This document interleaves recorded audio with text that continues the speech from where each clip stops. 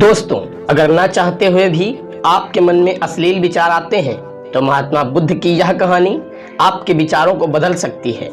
एक बार चंद्रवंशी राजकुमार भरत बुद्ध के सानिध्य भिक्षु के रूप में दीक्षित हुए। बुद्ध अपने भिक्षुओं को उपदेश देने के साथ साथ उनको भिक्षाटन के लिए भी भेजते थे, जहां से उनको भिक्षा मिलती। भरत को महात्मा बुद्ध ने भिक्षा लेने के लिए एक श्राविका के घर भेजा। भरत रास्ते में चलते हुए सोच रहे थे कि ना जाने आज खाने में क्या मिलेगा। हमेशा महल में खाने के लिए अनगिनत स्वादिष्ट भोजन मिलते थे, लेकिन आज जो मिलेगा उसी से काम चलाना पड़ेगा। भरत ने श्राविका के घर जाकर भिक्षा के लिए याचना की। श्राविका ने भरत को बैठने के लिए कहा। श्राविका जब अंदर गई तो भरत पुनः अपने प्रिय भोजन के बारे में सोचने लगे। जब श्राविका भोजन लेकर आई तो भरत अचंभित रह गए। भरत अपने प्रिय भोजन को देखकर खुश हो गए और भिक्षा ग्रहण करने लगे।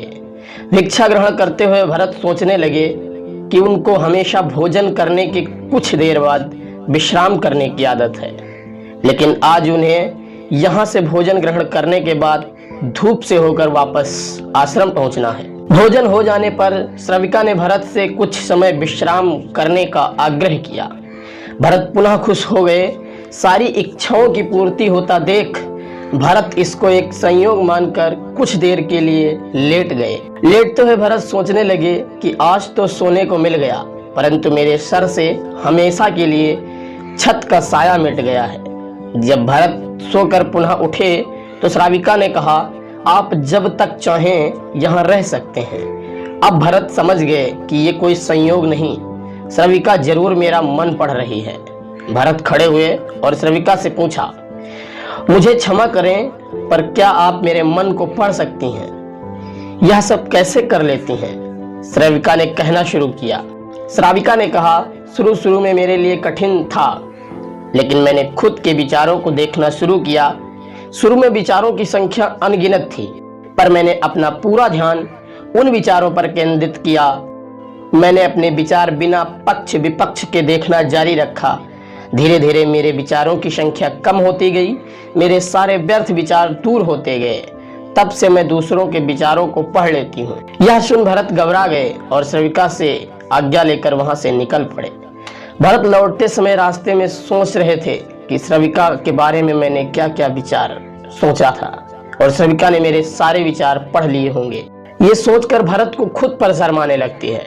भरत बुद्ध के पास जाते हैं और कहते हैं कि तथागत, आप मुझे भिक्षा के लिए अब कभी मत भेजिएगा।